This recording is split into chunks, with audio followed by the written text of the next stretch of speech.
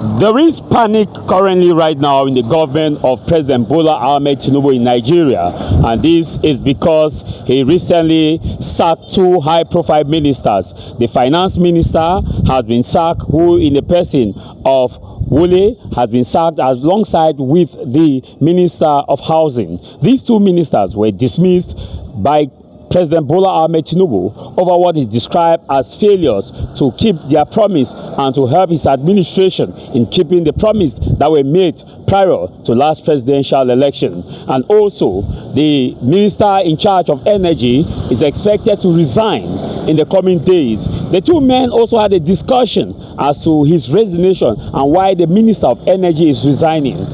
Energy has been Nigeria's major problem. President Bola Ahmed Tinubu campaigned on providing electricity to the rest of Nigeria. In his campaign speech, he said this: whichever way, by all means necessary, you must have electricity, and you will not pay for estimated bill anymore.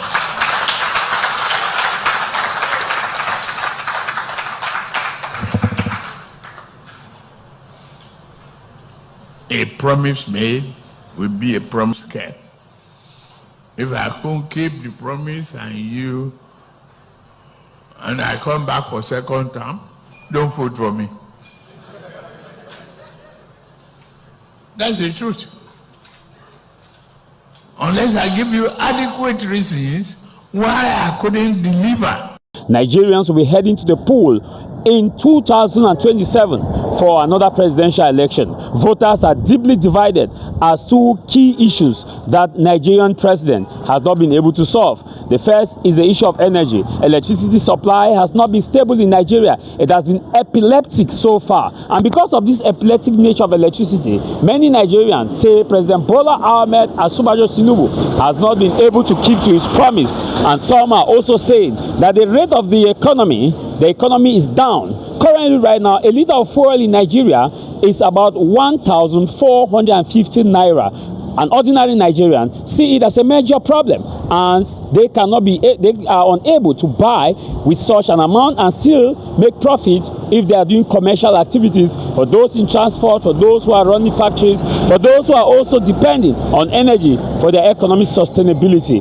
Alongside another key issues that Nigerians are deeply divided as far as the 2027 presidential election is concerned, which is getting Tinubu's government panic, and why Tinubu is carrying out some major cabinet shake-up 1 year ahead of the much-awaited presidential election, is the issue about insecurity. Insecurity in Nigeria is all-time high. This was President Bola Ahmed Tinubu's main campaign promise. He campaigned on the issue of insecurity. He said he has what it takes to restore stability and to fight against kidnapping and insurgency in Nigeria.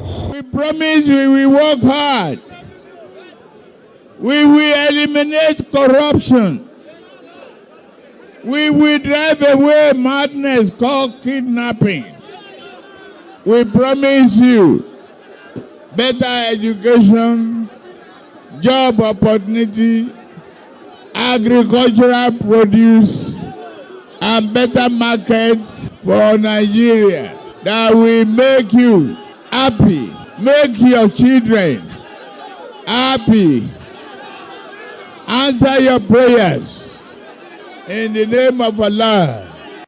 That promise has not been kept. In fact, in Nigeria, many people are being unalive on a daily basis than they used to be under the reign of President Muhammadu Buhari alongside President Goodluck Ebele Jonathan. When you look at this trajectory, Nigerian president has not been able to keep to his term.